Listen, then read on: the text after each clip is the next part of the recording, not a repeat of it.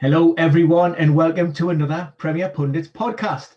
It's the second in the series, following straight on the back of our defensive asset podcast from Thursday, which went live today, by the way. So if you haven't seen it, why not?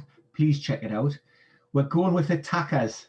We're looking at midfield and forward line ahead of game week 23. So to help me, the stat man himself, DJ McKenna, in the house, on the decks of mayhem. How are you, my friend? The funny thing is I actually do have a deck here, to sound mix and everything, to make you sound as beautiful as possible with your lovely Geordie accent, which I butchered, if people want to know, with our beautiful fan team video. There's a great impression in there, Steve Bruce, which I'd recommend people to check out. But as a Geordie yourself, you said it wasn't great, but you did give me an 8.5 out of 10, which I will take as a big thing. But in terms of this game week, I was a little bit annoyed. As I explained in the first kind of Defenders podcast, I scored pretty damn high with 76 points, and I still had a small red arrow, still in the top 600k, but just it seemed ridiculous in a game week where I had Fernandes, I had Martial, I had the kind of main goal scorers. No other team really did an excellent job. I don't know why I wasn't seeing a green arrow. And the only other thing was possibly I didn't captain Fernandes, but then Antonio got two kind of goal involvements. So I was really perplexed and quite frankly pissed off with Fantasy Premier League. But there's a lot to talk about actually through this game week here. And talking of attacking kind of assets, we do actually have to address the fact that in game week 24 and 25 there's going to be double game weeks. The thing is though, is they're not that amazingly appealing. Manchester City, I think people will be having most of their assets anyway. They'll either have two or three, some of their defensive ones. Everton, I'm not very keen on anyway. Burnley's probably the one that I'd invest in for defensive, but I'm going to invest in them anyway. And then Fulham for game week 24 have Everton and Burnley, both away games. Not very interested in them. Then game week 25, it is Leeds against Wolves and Southampton. Again, I'm happy with just maybe a Bamford, maybe a Rafinha. I might bring him in for the game week 25 doubles, but not going crazy. And then Southampton have the double of Chelsea and Leeds, which at the moment with their problems, I wouldn't invest in them either. So normally we kind of bound into those double game weeks of, must-owns, really exciting, looking forward to it. But realistically, there's only two or three teams there. Is this affecting your transfer policy, the way that you're going to be looking at assets over the next few weeks, Ben? I'm sitting on my wild card. I'm sitting on all my chips. I'm dying to bust one of them out, but I still think there are going to be better opportunities down the line. The easiest thing in the world is for people to get suckered into these double game weeks.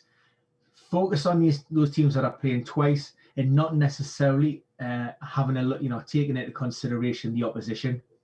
People will want to be jumping all over Everton, and like I say, it's the Fulham fixture looks great, but then you've got Manchester City. Is it a double game week? Well, not really. Not unless there's a bit of a swing in terms of player availability, as we head into that match. So, look, I think we flagged up Burnley, and certainly in terms of defensive assets, a week or two ago, when those fixtures start to improve, we're seeing a lot of green in and around their fixture. So that I do like that at that price point as well. There's not much that you can't like with them, and if they're blank, then so what? You haven't got massive amounts invested in it. From an attacking sense, I went DCL anyway last game week against your better judgment. It was really just a gut shot from myself, and I'm working on the premise that he started the season so well, and Ancelotti's a big believer. He's got a lot of love for the kid. He suffered a little bit of a downturn in form, and me feeling was, with the return of Digne, Richarlison fully fit, Rodriguez, who was rested midweek, but is coming back. Then we may see that reflected in maybe an upturn in DCL's performances. And he got a goal as well. So, I'm fairly happy with that. And then I'll wait and see. At the minute, I like to try and carry and roll over transfers, and I like to use 2 at a time. But at the minute, I'm just picking up niggling little injuries, and I'm having to sort of put out little fires. Wilfried Zaha being the player that I lost this week to a hamstring injury. We don't have any kind of definitive timeline on how long he'd be out. Roy Hodgson wouldn't be drawn on that. I would suggest we're talking at least 2 to 3 weeks, as a ballpark figure. And then, as that injury maybe evolves and we get to find out a little bit more, I wouldn't be surprised if it actually stretched beyond that. So let's move it on to actual kind of individuals then. And I think we'll start off with something that, I have to give credit to you for. You brought this to the attention in the fan team one. And we have to talk about the West Ham asset of Jesse Lingard. My question is actually Lingard versus Souček. Which one is actually better, because West Ham have some really good fixtures. But there's also the legitimate question of, should you go with Lingard, Souček, or maybe 1 or 2 of their defensive options? Because West Ham have been, I'd say, a top 4 attack over the last 6 game weeks. They've been looking really good moving forward up the pitch. And obviously Antonio's return has really turned things around there. They're actually getting a lot of these shots off and away. Whereas before, when Antonio was out, when Allaire was leading the front line, they were underperforming their data and their XG. So it's good to see, and it gives us actually quite a few options to mull over. So on the discussion of Souček and Lingard, what is your thoughts and feelings on that one? Because really, I can't approach it from a data perspective apart from Souček, because Lingard's only had 1 game under his belt. Yeah, look, has there been a more frustrating player than Souček this season from a fantasy perspective? Because he's the type of player that we all seem to bring him in for that double game week. He didn't deliver. We benched him and he come back with a 2-goal haul. Souček is that player that seems to be first sub. We cannot really justify putting him in that starting 11. And we're only really getting the points when he's being subbed in. And so it's a bit of a conundrum for managers. And a lot of people are offloading on Souček because they just don't want the frustration. They don't want the headache of thinking, right, well, who do I drop for Souček? And, they don't want the pain of seeing all of those points on the bench. For me, I really wanted Lingard. And it is a little bit of a punt. It is a bit of a good shot, based on one performance. David Moyes himself said, let's not get carried away here. He's been great. He was brilliant in that 1 game, but that's exactly what it is. I don't even think it was 90 minutes. I know he got replaced late on by Fornals, I think it was. So, I'm just trying to fill in a few blanks. I'm thinking, the mindset of the player is, he's back in the limelight. He's back and doing what he loves. Hopefully, we're going to see a more mature Jess Lingard with a more mature brain on his shoulders, that he just wants to focus on his football and none of that other crap that it goes on social media bollocks and all that. Just focus on what you're doing. And you know what? If you really believe you still have the potential and you're good enough to go to the Euros, then Gareth Southgate doesn't want any of that extra baggage. He wants to see you producing on the pitch, and he wants to see you focused. So I've went down that route, and because I didn't want to take a hit, it meant that I've left Souček in my side.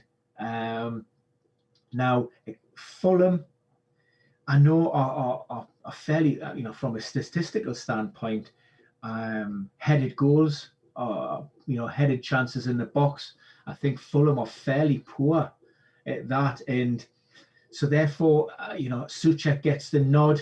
He will start for me this week, and of course, Lingard will also start. But I think going forward, Lingard would be the one that would be nailed in that midfield, and Souček would be the one where maybe pick his games around, upcoming fixtures and seeing where we are.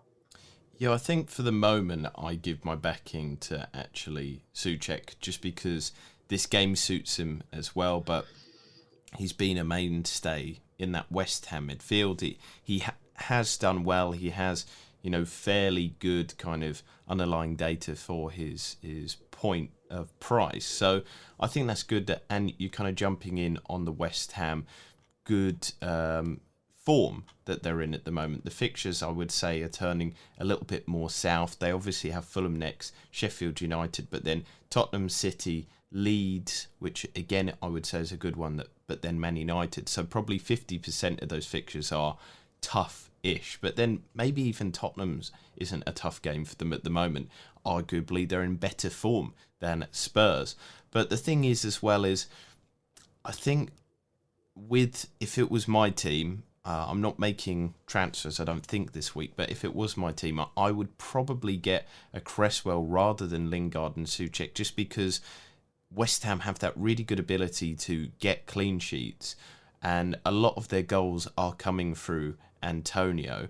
So, yeah, I think if I could get a Cresswell or even a Kufal, who also have that ability to assist the like of Souček, but they seem to be getting those clean sheets, or the underlying data is pointing to keeping those against those kind of calibre of sides of Fulham, Sheffield United.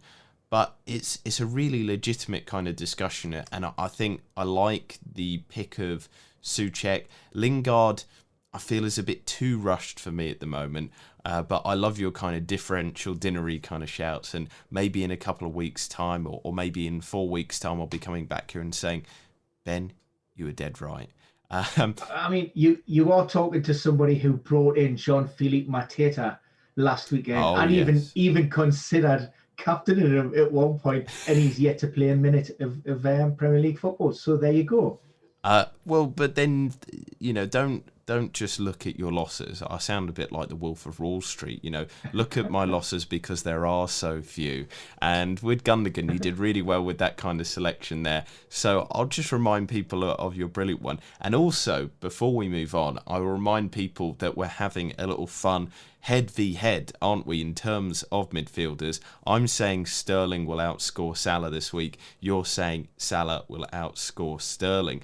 And just to give you a big backing here, one of the big celebrities in the FPL community, I had contact with them today. My gran, she backs you with Salah. She said that Salah is going to outscore it. So really, now I kind of have to back Salah because I don't want to upset my gran. But, I've put my money where my mouth is, and I've said Sterling. But moving on to another midfielder, and this one is equally as punty. I've kind of gone on about Lingard there being a little bit too soon, a bit too premature for me, but I'm possibly bringing to the table Callum Hudson-Odoi, 5.7.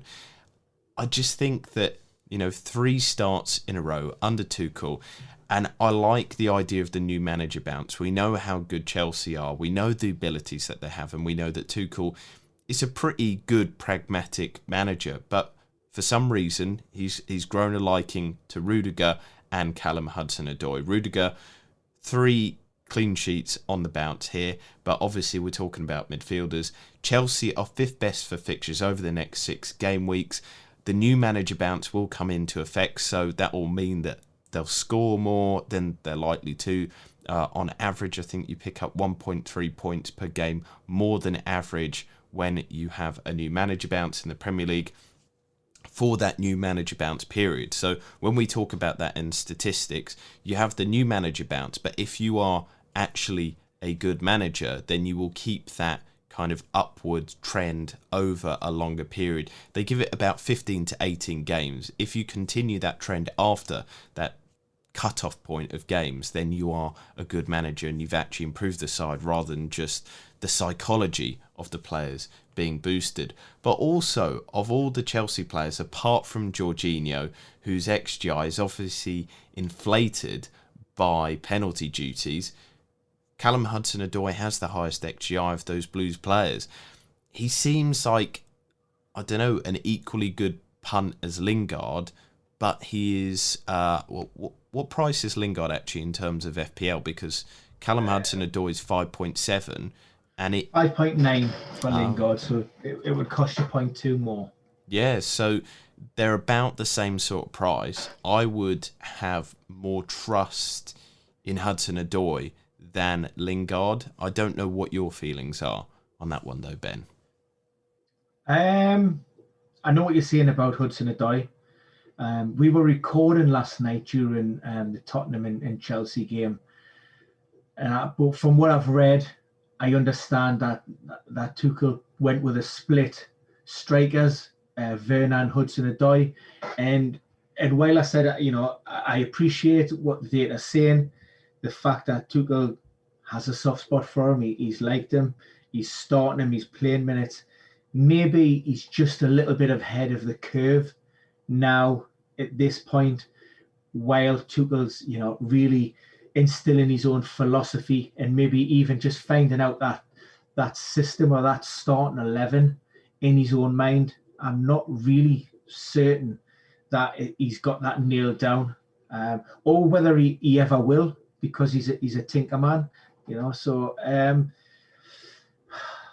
I just feel as if Lingard's got something extra to play for, a little bit more, just that little bit of motivation and drive. And I would probably say that Lingard, between now and the end of the season, is maybe nailed down in terms of starting minutes. At this point in time, I wouldn't say that with Hudson-Odoi, although he's had a great start under Tuchel as it stands. I mean, I want to throw another name in there. Mason Mount is he played in a slightly advanced role for Chelsea. I think in between as a false nine in that game as well. Did he walk away with the man of the match performance? On another day could have scored. I think Chelsea had 18 shots on target, 18 shots, only 2 on target. By his own admission, he should have had at least one. I'm not particularly a big fan of Mason Mount generally. And there was all this about, he was Lampard's blue-eyed boy, and he was dropped for Tuchel's first game, and it almost was at the line in the sand. But he's come out fighting, and Tuchel's being fairly vocal and praising the young lad and saying how great he is to work with. And it's clear to see, why he's progressing the way he is, and why he has such, a lot of potential. Yeah, the shout of Mason Mount, he's another one that is definitely in the discussions, definitely in the mind. I think a lot of people can do well if they can kind of find which Chelsea player Tuchel is going to stick with. The fact that he didn't start in that first game, there is obviously that bit of the kind of, he was Lampard's guy and now Tuchel is kind of stamping his authority, which some managers do. Some managers are very kind of like that. And we know that Tuchel has a very interesting temperament as well when he comes into clubs.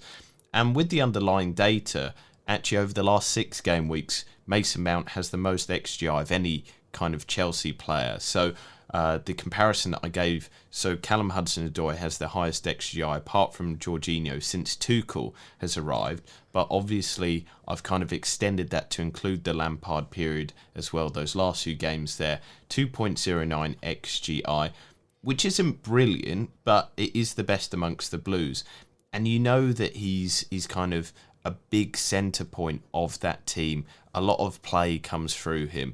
I just wonder if he will be nailed as well. That there are a real kind of hard discussions. The other kind of problem with him is that 6.8 price point, which means that I feel like if Hudson-Odoi was dropped or not played at 5.7, it's a bit kind of like owning Emil Smith-Rowe. That kind of lower than 6 mil price tag, I'm kind of happy with benching them. I'd be the same with Lingard. I'd be the same with kind of Souček. Whereas 6.8, that's close to 7. That's close to maybe Wilfried Zaha, who does start week in, week out. Or, I don't know, that just... When fit. Yeah, when fit, of course, that's close to a Harvey Barnes that does start week in, week out. So it's even close to a Callum Wilson, who at the moment is the kind of on-fire striker over the last 2 game weeks. it just costs a little bit too much. Whereas the punts that you've kind of given there of Lingard and me of Callum Hudson-Odoi, I'd feel more comfortable with if you get me there, Ben.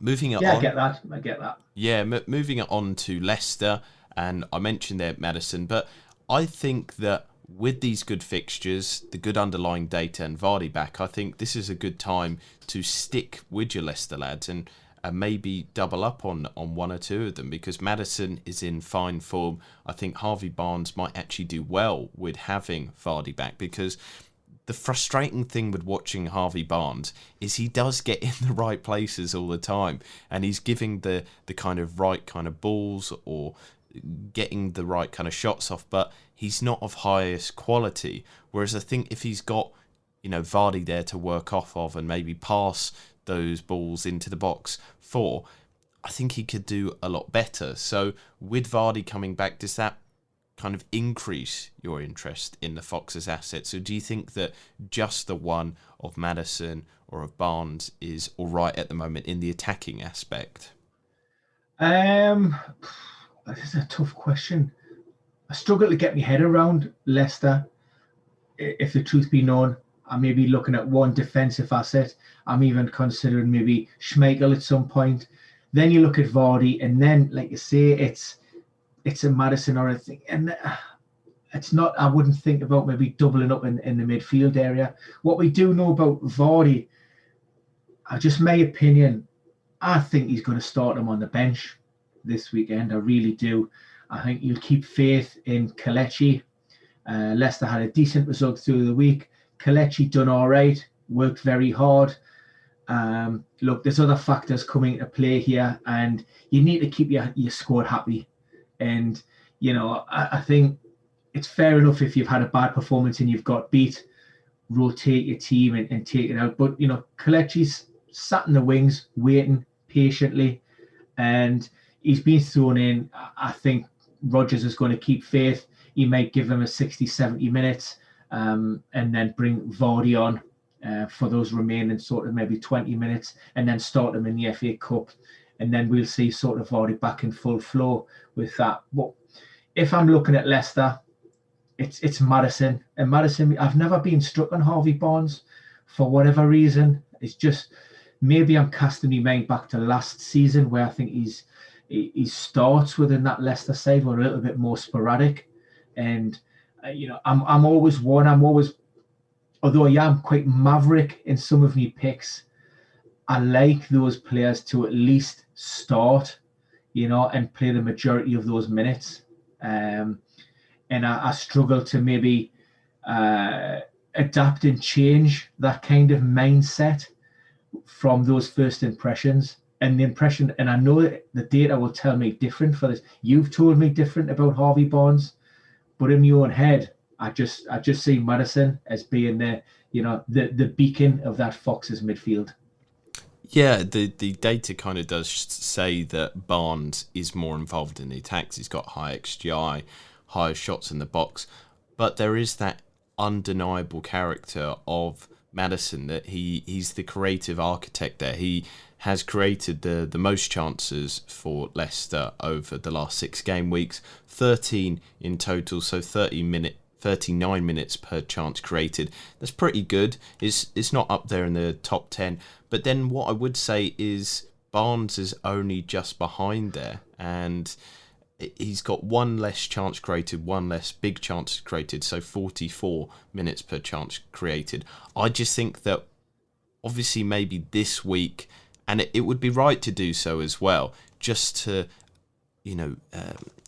welcome Vardy back in a managed manner so that it doesn't risk re-injury or things like that. But with all these players playing really well, this is my point, is Maddison and Barnes are playing really well. I think they look really sharp, and with Vardy back in the side, I don't like owning Vardy. You've said this as well. He doesn't take many shots. They're low kind of shot games, but he springs up and he's so high quality that he puts those chances away. But it's just, it's a frustrating thing to watch. Whereas Barnes taking lots of shots in the box, Maddison taking those longer shots, they're more punty, but they do make it easier to watch. So maybe one of them, maybe two of them is right to have. I do want to bring attention to Rafinha because I think Leeds have got a good run of games here. Crystal Palace, Arsenal, Wolves, Southampton, Aston Villa and West Ham over the next 5 game weeks. But they do have that double game week as mentioned there. Bamford, I won't bring him up in the attacks because, you know, the other day you said that you lost faith in me because I mentioned him so much. So I've been kind here and just mentioned the one that I know that you like, Rafinha. But you know what you will also like? This will put a wry smile on your face. Rafinha has a higher XGI than Bamford over the last 6 game weeks. So, you know, I'm pleasing you there, Mr. Ben. So in terms of the actual numbers, Rafinha is more kind of involved in the build-up side, so that's why his XGI is a little bit higher. He doesn't have as many shots in the box as the likes of Bamford, but even so, 6 shots inside the box, 1.15 XG individually, 2.07 XGI in total over the last 6 game weeks, 2 goals involved. It's a good little shout, but I really like Leeds because I think they're playing Crystal Palace this weekend, but all the teams that they're playing against have that ability to let in goals. I really like their double game week fixtures of Wolves and Southampton. A double up of, I'm going to say the word Bamford and Rafinha is not out of my kind of ideas and thinking. I think that might be a wise one to actually do, especially to capitalise on that double game week going into game week 25, 26 and 27. They're all pretty nice fixtures, aren't they, Ben? Yes, I mean, Rafinha he's on my watch list. He's a player that I'm 70 to 80% certain at this point will be coming in to my team. Now, I've got a little bit of dead wood that I need to shift in there. So, I'm even contemplating maybe getting rid of Ward-Prowse. And he's been with me since the beginning of Project Restart. Or there's Pedro Neto that I've got in there as well. So I do have other options. But look, we all know what Leeds are about. They will run teams into the ground. They will create a lot of chances. They will concede. So I'm not interested in any of that back line. It would be those players, playing in that final attacking third. The only slight concern, and this may be reflected in why we're seeing maybe a little bit of inconsistency in terms of the results. They go to Leicester, get a great result, and then they get beat off Everton. Is the fatigue factor, and how we always, not always, but we have seen in recent years a drop off in performance in the latter stages of the season, where players are just, he doesn't use a lot of, he doesn't rotate heavily. He doesn't use a lot of players within the squad.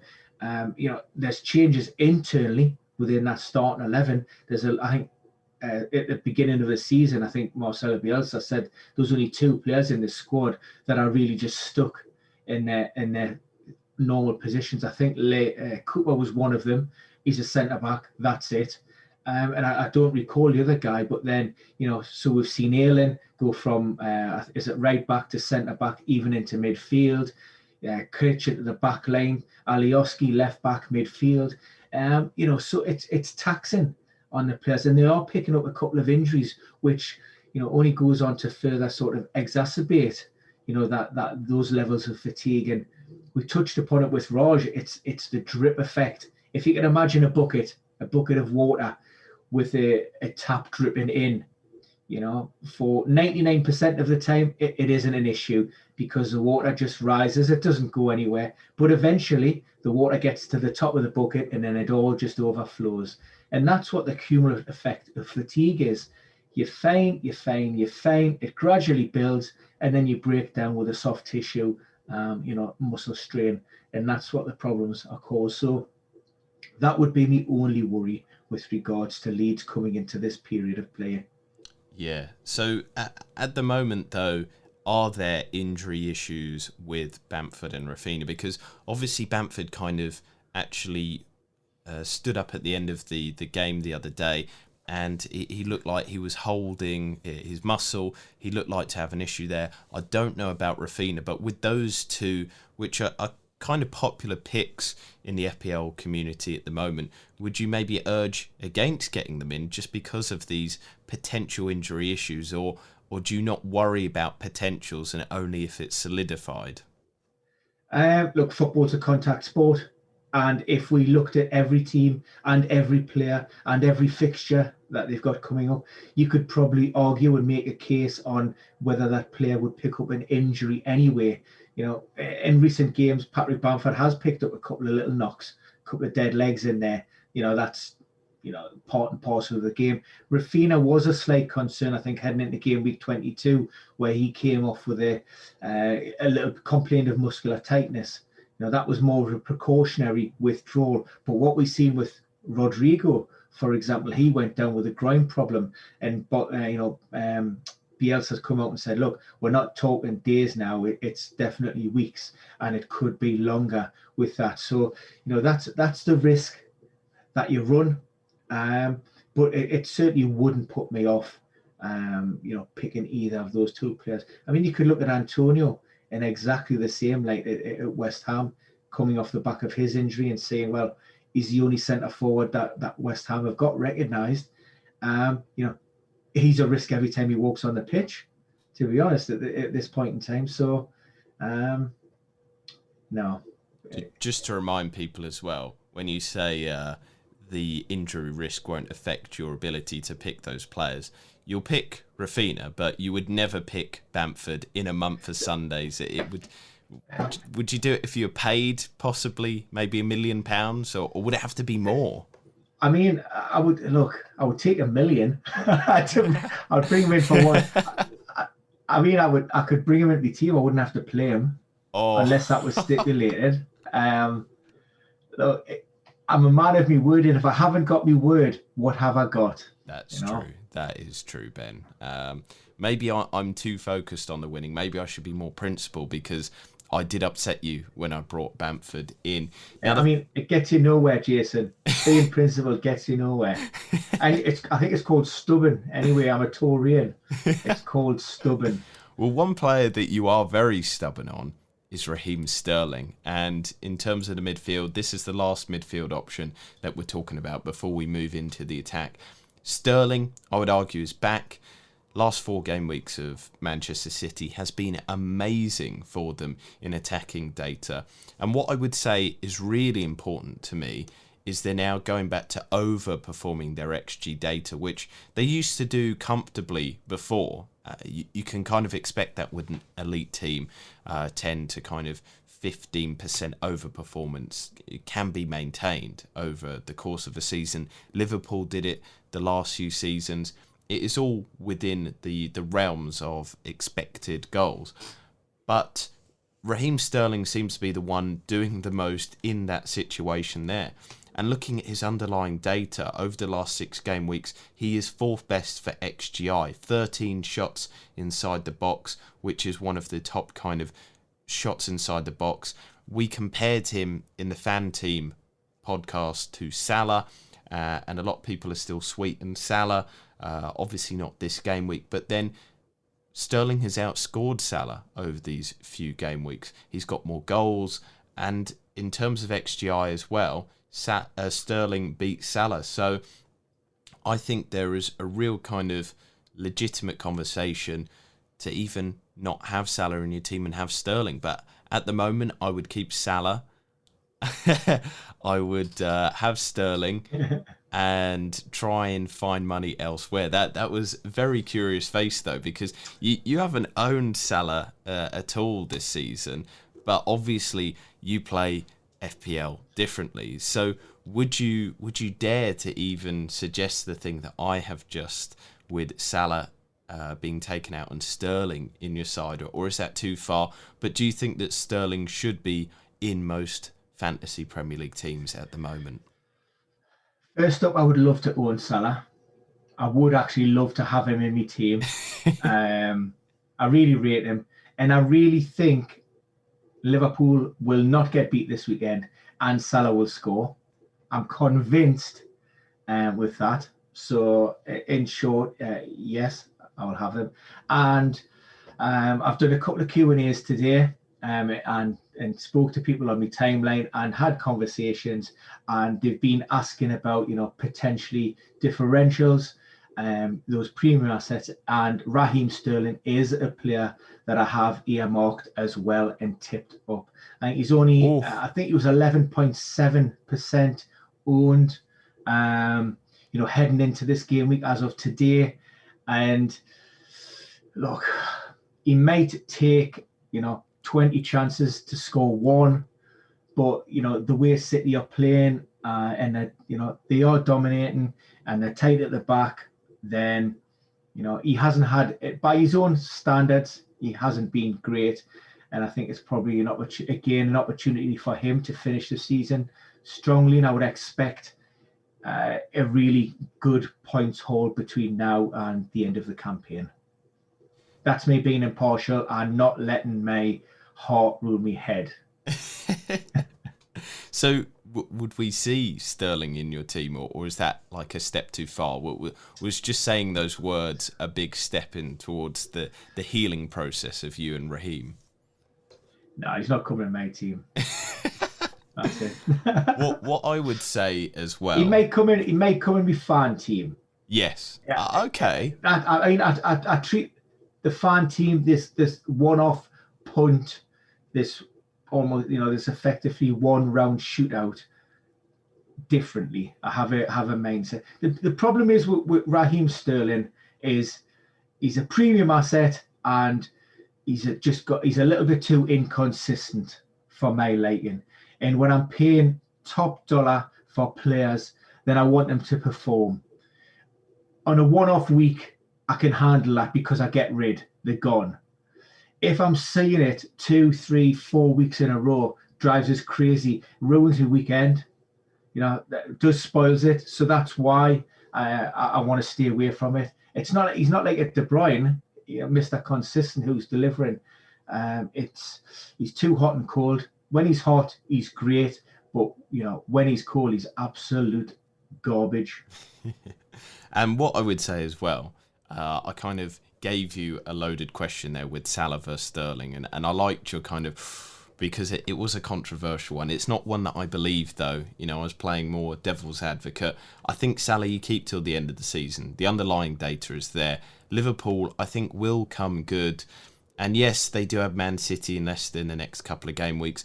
I wouldn't even bench Salah. I know that I've said I don't think he'll do bits against City, but there is that ability just there that he can turn up, and he does. He's historically has. But after those 2 tough game weeks, I would say that Liverpool are much better than Leicester, so that's probably where that he could get involved. But then it's Everton, Sheffield United, Fulham, Wolves. Those are all games that he could do really well in. So I think that if you're going to have Sterling, you have him with Salah, not instead of. I think that's a little bit too far.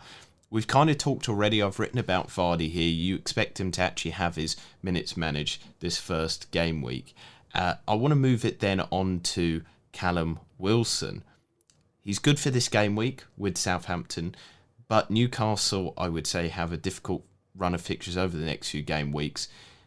In his last 6, he has done well, lots of shots in the box, and in the last 2 game weeks, Newcastle's attack has actually been amongst the best. But I think this is a false dawn. I think that realistically, and you might back this up, Ben, as as a Newcastle fan, you're not impartial, but you are fair, I would say, as a Newcastle fan. Maybe years of being a Newcastle fan makes you impartial because you just accept your lot. But with it, I think getting in Wilson, which a lot of people are discussing about, is a bit premature. I don't think Newcastle have the attacking credentials at the moment. Do you? Difficult.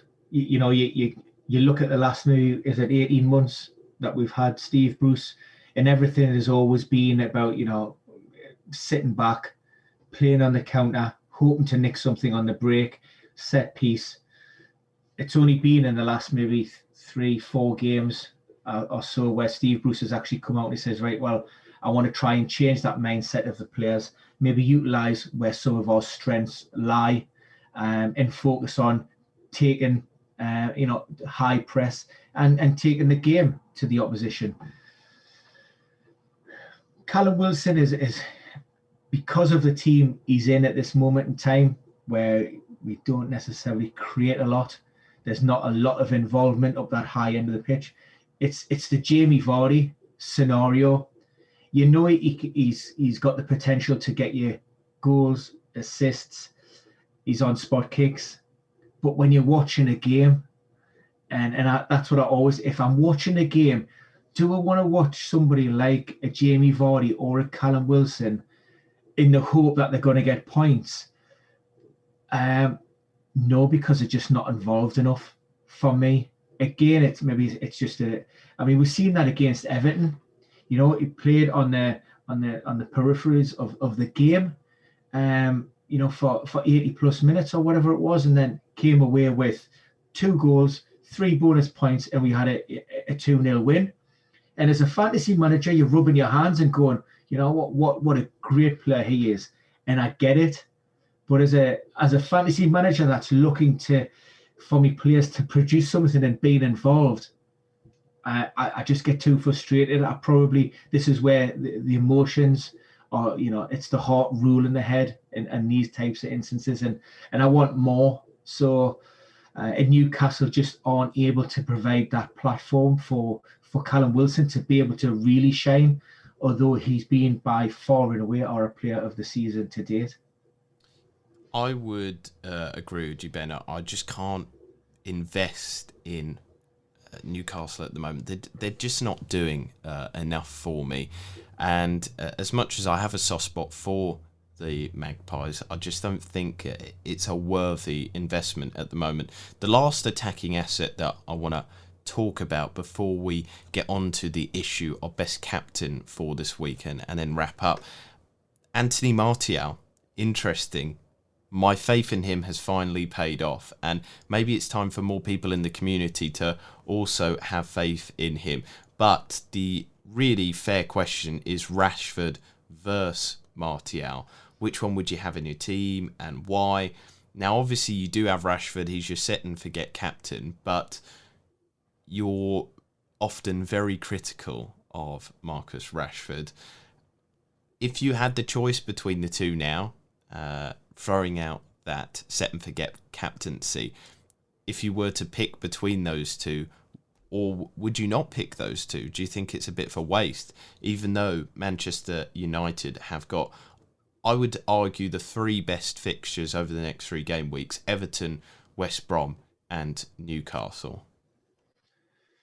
I probably could have preempted that question by saying that I actually sold Anthony Martial ahead of game week 21 for Jean-Philippe Mateta. so that in itself tells you how much faith I had in Anthony Martial heading into the last game week. Now, that paid off in the first game week 21, and even almost to the point it was paying off up until the time he was introduced. Was it half time for Cavani? Yeah. In game week 22, and that anomaly, which was the 9-0 scoreline. How many times do we have the discussion? When he plays with a smile on his face and he's enjoying his football, he's a threat and he's a pleasure to own.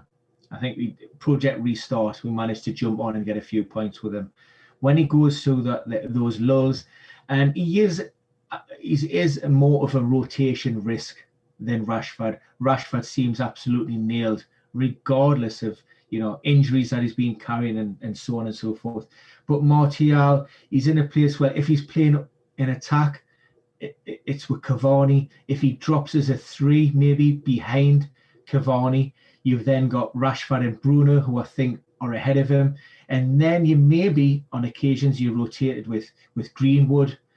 You've got James to come in there. You've even had Pogba, in behind that striker as well. So for me, it's almost it's the conundrum of the Wan-Bissaka and the Shaw, and the Cancelo and the Diaz. The player who looks maybe locked in for the minutes is a more conservative approach. They mayn't be as exciting. They may not return as many points, but they're consistent. Whereas the Luke Shaws, the Cancelos, the Martials are capable of really giving some high numbers. But you have to accept that they're going to be missing from the lineup on occasions. They're going to be the players who are maybe getting brought off, or they're going to be the players who are being managed a little bit more carefully. So for me, it would, again, from a minutes perspective, even though the mindset is I'd probably have 90 minutes of a conservative player as opposed to 60 minutes of a player who is maybe fairly erratic, or somebody who is capable of producing, but maybe not. Like in Aguero, I struggle with Aguero a lot of the time because it's 60 to 70 minutes. And yeah, you can get a hat-trick in that time, but I want my players playing for the full 90. So for that reason, I'm going Rashford. And I would probably be, looking maybe elsewhere. I even like Cavani for somebody who could come in and out of the team, picking around fixtures. And I like Bruno. Another player that I would love to have in my team, but obviously, because I'm anti-template, it won't happen. Of course. He's an absolute points monster. So let's move it in, because I think Fernandes is in this discussion. Captains of the week. Now, as always, we say that Rashford is your set and forget captain. So really, you're very kindly just talking to the community to help them here. You've got no kind of ulterior motives apart from just helping them out. So I think the big ones that are discussed about is Fernandes and Heung-min Son. Now, Son is obviously playing West Brom, but I have huge reservations. I know his abilities. I know that he can go out there, and West Brom have conceded a lot. But Tottenham are in a really bad position here.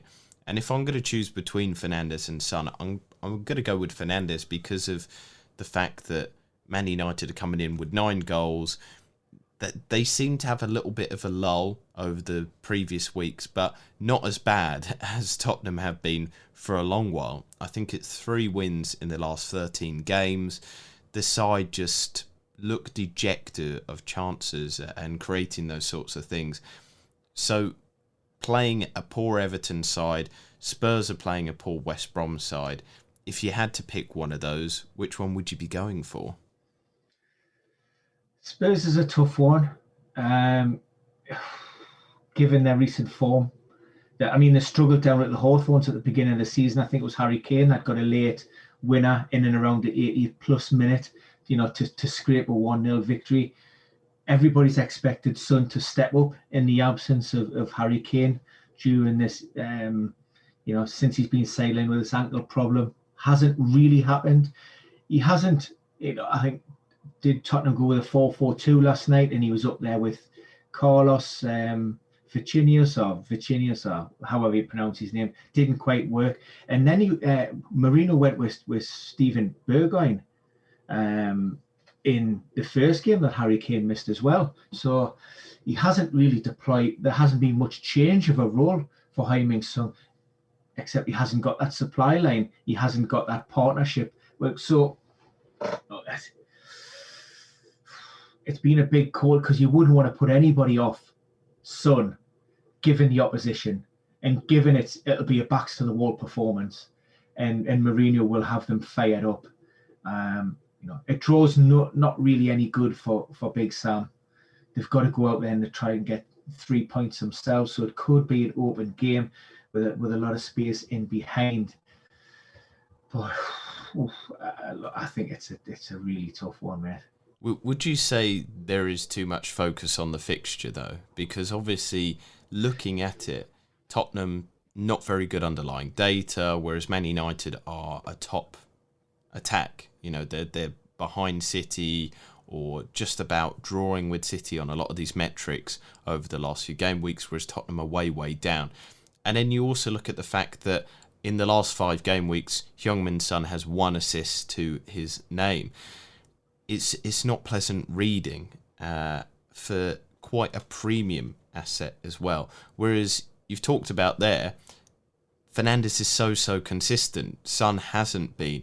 Even during this kind of terrible run of fixtures, you kind of back Fernandes to get a penalty or something. There's always something there redemptive. Whereas Tottenham without Tottenham without Kane, Son on his own, it's not looked that good. So it's a very hard discussion. And don't forget, we haven't got Jordan Pickford either, which is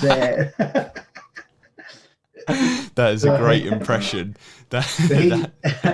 So Jordan Pickford ruled out, which Manchester United will be absolutely devastated about, because Everton have got a decent chance of keeping a clean sheet now.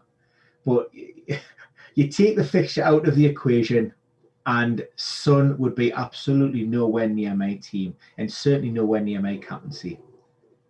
That's the point, isn't it? And if it was any other team other than West Brom, even if it was against a Sheffield United or something like that, it's just the fact that West Brom have been pretty poor since Sam's come in, really. Yeah.